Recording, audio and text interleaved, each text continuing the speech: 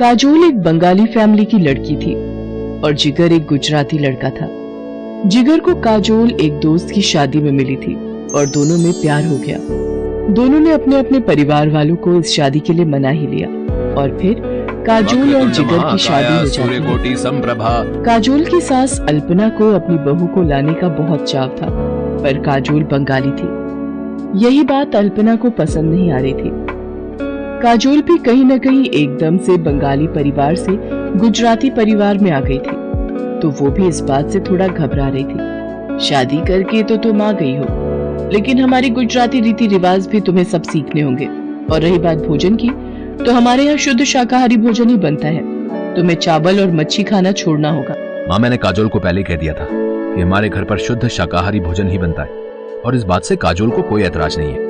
जिगर की बात सुनकर काजोल कमरे में आकर जिगर से कहती है, तुम्हें तो पता है मछली और चावल मेरे पसंदीदा भोजन में से एक है। अब तुम ही बताओ, मैं ये सब खाए बिना कैसे रहूंगी? आज सुबह भी नाश्ते में मेरा पेट बिल्कुल भी नहीं भरा, वही ढोकला थेपला कैसे खाऊंगी मैं ये सब रोजाना? तुम ही बताओ मिहिर। काजोल, तुम जानती हो ये शादी हम दोनों की सहमति से हुई है, तो हमें इस शादी को आगे बढ़ाने के लिए कहीं ना कहीं तालमेल तो बिठाना ही होगा। अच्छा, मैं ऑफिस निकल रहा हूँ, शाम को जल्दी आ जाऊंगा। मिहिर ऑफिस चला जाता है। ऐसे ही कुछ दिन बीत जाते हैं। एक शाम अल्पना काजोल को कहती है, काजोल, मकर संक्रांति का त्योहार आ रहा है, घर में मेहमान भी आएंगे। इस बार मकर संक्रांति की सारी तैयारी तुम्हें ही करनी है और हाँ, खिचड़ी का प्रसाद भी तैयार करना है। अब ये सब कैसे करूंगी? मैंने तो कभी ये प्रसाद वाली खिचड़ी बनाई ही नहीं। माँ को फोन करती हूँ।